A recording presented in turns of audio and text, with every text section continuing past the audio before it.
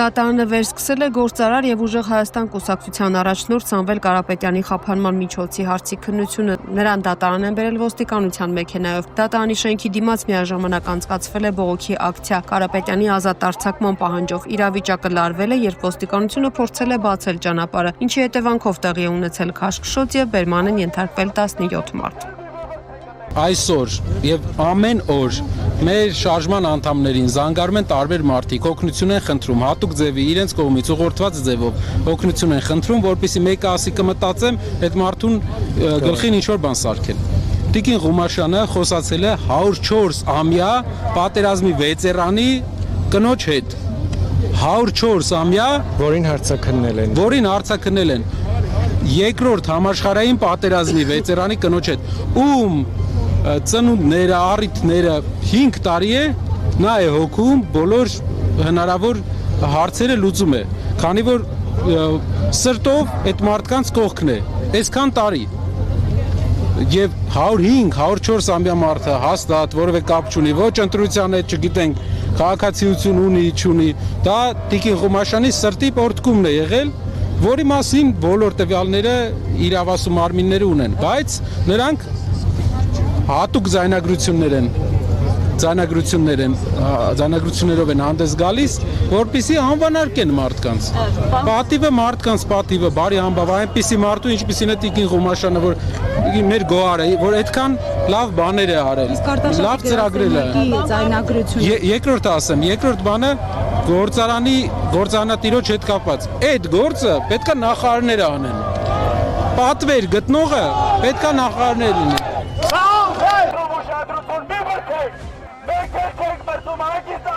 Այս փոքրիկ խմբակի բերած օրերում է, որ նորմալ չէ, որ մարդու հանդեպ կարա հոգատար լինի։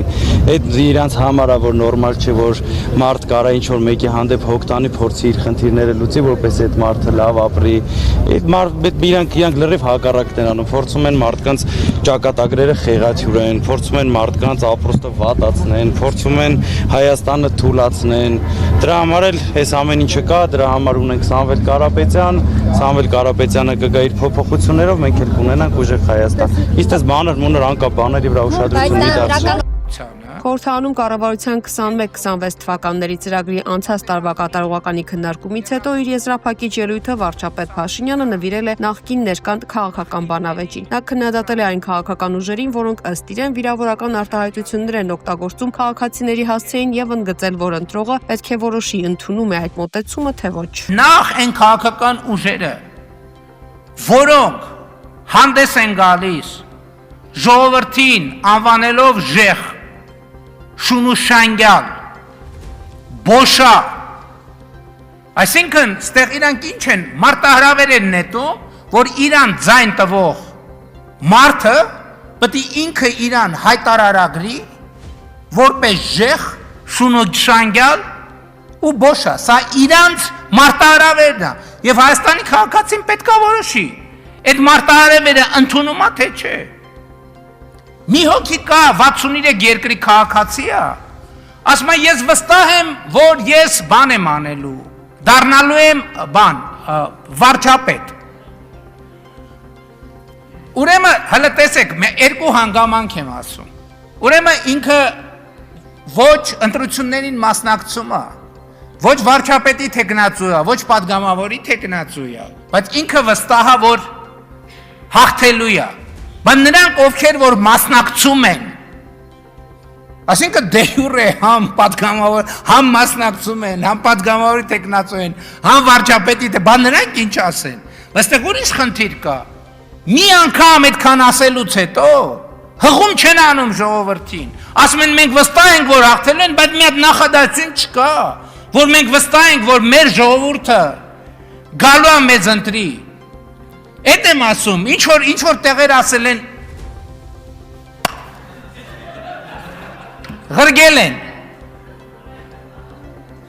Ղրգել են ասել են գնա, ու այդ երիտասարդը ուղղակի խաբար չի իր հետ հիմա ինչ հատ, հիմա ինքը ամեն օրվա հետ, ասում եմ ամեն օրվա հետ դառնում է ավելի ու ավելի բոմժ, ու ստեղ մենք ոչ մի մեղք չունենք, ու այս պրոցեսը շարունակվելու է։ Միջխորհրդարանական միության 152-րդ վեհաժողովի շրջանակում ապրիլի 17-ին Ստամբուլում կայացել է Հայաստանի եւ Ադրբեջանի խորհրդարանների նախագահների երկկողմ հանդիպումը։ Ալեն Սիմոնյանի ու Սահիբա Գաֆարովայի հանդիպմանը կողմերը դրական են գնահատել հարաբերությունների կարգավորման ընթացքը, խաղաղության ամրապնդման քայլերը եւ առևտրային կապերի զարգացումը։ Նրանք կարեւորել են միջխորհրդարանական երկխոսությունը, բարձր գնահատել գլխավոր քարտուղար Մարտին Չունգոնգիս ջանքերը եւ պայմանավորվել շարունակել շփումները վստահության ամրապնդման նպատակով։ Ալեն Սիմոնյանը վեհաժողովում ընդգծել է, որ խաղաղությունը, հույսը եւ արդարությունը պետք է լինեն ապագայի հիմքը։ Նա նշել է, որ Հայաստանը ձգտում է սոցիալ-տնտեսական հավասար հնարավորություններով ապագայի եւ պատրաստ է խորացնել հարաբերությունները Թուրքիայի հետ։ Հայաստանի ազգային ժողովի խոսնակը խոսել է նաեւ տարածաշրջանային խաղաղության առաջընթացից, նշելով Հայաստանի, Ադրբեջանի եւ Միացյալ Նահանգների համաձայնագրի կարեւորությունը եւ տնտեսական կապերի վերականգնումը։ Միաժամանակ ընդգծել է մարդասիրական խնդիրները կոչ անելով ազատ արձակել Ադրբեջանում պահվող հայերին եւ պարզել անհետ կորածների ճակատագիրը։ Տասնամյակների անվստահությունից ու թշնամանքից հետո Հայաստանի եւ Ադրբեջանի միջև վստահության ձևավորման նոր դարաշրջան է սկսվել։ Այս առաջընթացն ամրապնդելու ջանքերն այժմ ուղղված են հաղորդակցությունների ամրապնդմանը եւ տեղում խաղաղությունն արդյունավետորեն իրականության վերածելու ապահովմանը։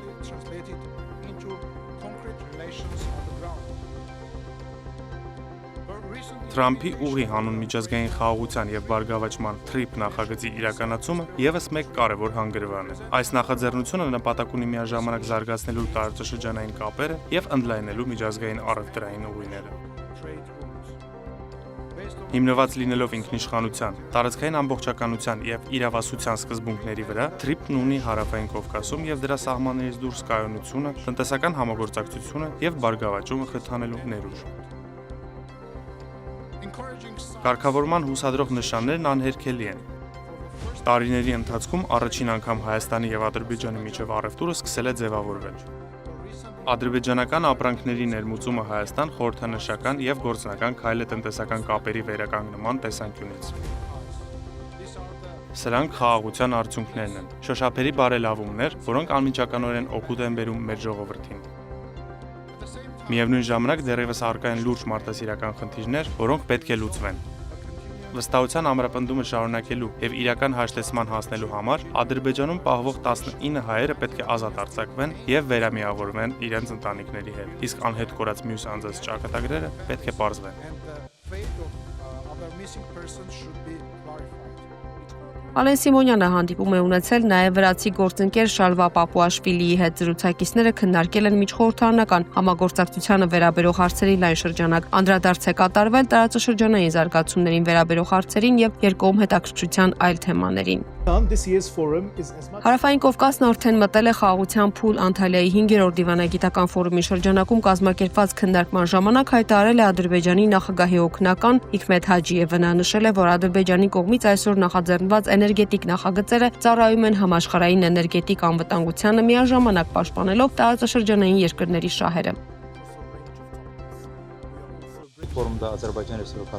Հայ-ադրբեջանական հակամարտության լուծումը հատկապես կարևոր է տարածաշրջանային տեսանկյունից։ Ադրբեջանը քայլեր է ձեռնարկում Հայաստանի հետ հարաբերությունները կարգավորելու համար եւ համապատասխան համաձայնագիրը նախաստորագրվել է անցյալ օգոստոսին ԱՄՆ ղեկավարության մասնակցությամբ։ 30 տարի շարունակ ԵԱՀԿ Մինսկի խմբի կողմից տարածաշրջանին պարտադրված դրսից առաջարկվող կարգավորման մոդելը որևէ արդյունք չի տվել։ Սա եւս մեկ անգամ ցույց է տալիս, որ տարածաշրջանում իրական արդյունքների կարելի է հասնել միայն տեղական սուբյեկտայնության եւ ղեկավարության միջոցով։ Տարածաշրջանում այժմ ձևավորվել է նոր ստատուս քվո եւ Հարավային Կովկասը մտնել է խաղաղության շրջան։ Անտալիայի դիվանագիտական ֆորումում կազմակերպված քննարկման ժամանակ Վրաստանի վարչապետ Իրակլի Կոբախիձեն հայտարարել է, որ աշխարհում շարունակվող պատերազմներն ու աշխարհաքաղաքական լարվածությունը բացասաբար են անդրադառնում համաշխարհային իրավիճակի վրա։ Նրա խոսքով հակամարտությունները վնաս են հասցնում առևտրային ուղիներին, էներգետիկային, տրանսպորտին եւ տնտեսական կայունությանը։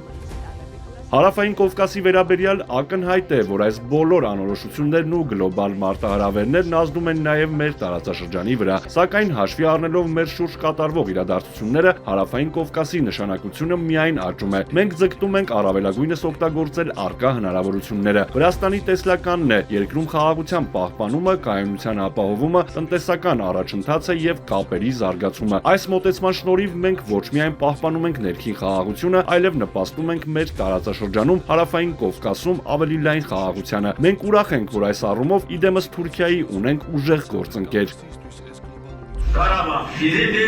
Ադրբեջանա-ռուսական միջկառավարական հանձնաժողովի անդամները ծանոթացել են այսպես կոչված Զանգեզուրի միջանցքի մաս կազմող Հորադիս-Աղբեն ճանապարհին եւ երկաթուղու շինարարության ընթացքին։ Պատվիրակությունը այցելել է Աղբեն գյուղում գտնվող Արաքս գետի վրա անցնող ավտոմոբիլային կամուրջը։ Ադրբեջանի փոխվարչապետ Շահին Մուստաֆայևը հայտարարել է, որ Աղբենդի կամուրջը արդեն պատրաստ է եւ մոտ ապագայում կշահագործվի։ Ներկայում երկու կողմերում էլ ընթանում է սահմանային անցակետի շինարարություն, որը նույնպես շուտով կշահագործվի, ասել են։ Ռուսաստանի փոխվարչապետ Օվերչուկը նշել է, որ նոր կամուրջը հյուսիս, հարավ եւ արևելք-արևմուտք միջազգային տրանսպորտային միջանցքների մաս է կազմում։ Ռուսաստանը շահագրգռված է այս ենթակառուցվածքի արագ գործարկմամբ, հայտարարել է Օվերչուկը։ Նա ավելել է, որ այս երթուղին հարմար կլինի Ռուսաստանից Իրան, Նախիջևան եւ Թուրքիա բեռներ տեղափոխելու համար եւ օգուտ կբերի այն օգտագործող բոլոր երկրներին։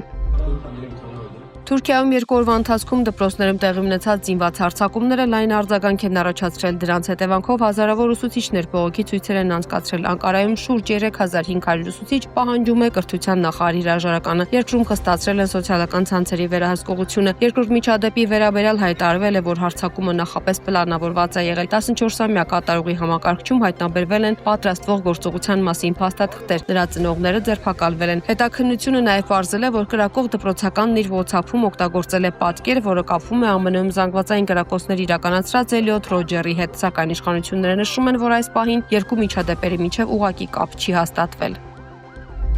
Միացյալ Նահանգների եւ Իրանի միջև համաձայնությունը կարող է ձեռք բերվել մոտ ժամանակներս բանակցությունները գտնվում են եզրափակիչ փուլում, հայտնել է Reuters գործակալությունը։ Կողմերը առաջընթաց են գրանցել կուլիսային դիվանագիտության շրջանակում, իսկ առաջիկա հանդիպումը կարող է ավարտվել փոխըմբռնման հուշագրի ստորագրմամբ։ Ակնկալվում է, որ դրանից հետո 60 օրվա ընթացքում կկնքվի լիարժեք համաձայնագիր։ Կողմերն արդեն հասել են սկզբունքային պայմանավորվածությունների, մինչդեռ տեխնիկական մանրամասները կհամաձայնեցվեն ավելի ուշ։ Դիվանագիտական շրջանակների հաղորդման առանցքային միջնորդական դեր է խաղում Պակիստանի զինված ուժերի հրամանատար Ասիմ Մունիրը, որը շաբաթվա կեսերից բանակցություններ է վարում Թեհրանում եւ կարողացել է առաջընթացի հասնել մի շարք բարդ հարցերի շուրջ։ Իդեպ Իրանը մինչև հրադադարի ժամկետի ավարտը բացել է Հորմուզի նեղուցը բոլոր առևտրային նավերի համար, հայտարարել է Իրանի արտգործնախարարը, ինչը պայմանավորված է Լիբանանում հայտարարված հրադադարով։